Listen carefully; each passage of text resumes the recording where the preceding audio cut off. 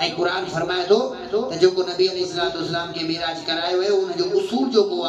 वो कुरान मजीद बयान कियो। अल्लाह ताला कुरान मजीद में वाज़े तौर फरमायो पाक आहे उहा ज़ात जे पंजे माने के मस्जिदुल हराम मस्जिद अक्सा ताईं वठी वियो रात जे हिकड़े हिस्से में कुरान फरमाए थो इन जे करे अल्लज़ी बारकना हौलहु लिनुरियो मिन आयातिना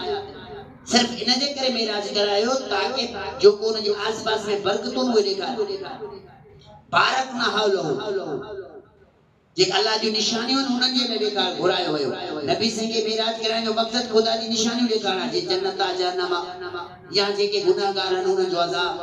नबियुनि सां मुलाक़ात इमामुल अंबिया अथनि नबियुनि सां मुलाक़ात कई त इन्हनि शयुनि जे लाइ घुरायो वियो। क़ुरान इहो थो ॿुधाए त मिराज जो मक़सद अल्लाह जी निशानियूं ॾिसण आहे न कि अल्लाह खे ॾिसण। कुरान भी नहीं नफी तो करे त नबी साईं के घुराइण जो मक़सद अल्लाह जो दीदार कराइण न हुई। ऐं जेके माण्हू चवंदा त नबी साईं अल्लाह के मिराज में जो किथो अल्लाह जिथे किथे आहे जेकर अल्लाह जिथे किथो त नबी आसमान ते अल्लाह के कीअं ॾिठो। जेके चवंदा अल्लाह जिथे किथे आहे इहो पुछी सघो था तव्हां उन्हनि मां त पोइ वही मथों आसमान मां कीअं थी अचे रिज़िक मथों कीअं थो अचे जिब्रील मथों कीअं पियो अचे रसूलुल्लाह मिराज आसमाननि ते कीअं कयो त चवण जो मक़सद इहो आहे त रसूलुल्लाह सल्लल्लाहु अलैहि वसल्लम अल्लाह के मिराज में पंहिंजी अखियुनि सां न ॾिठो। सैयदा आयशा रज़ियल्लाहु अन्हा फरमाए जामे तिरमिज़ी में सही बुखारी में बिन कुतुब हदीस अंदर भी है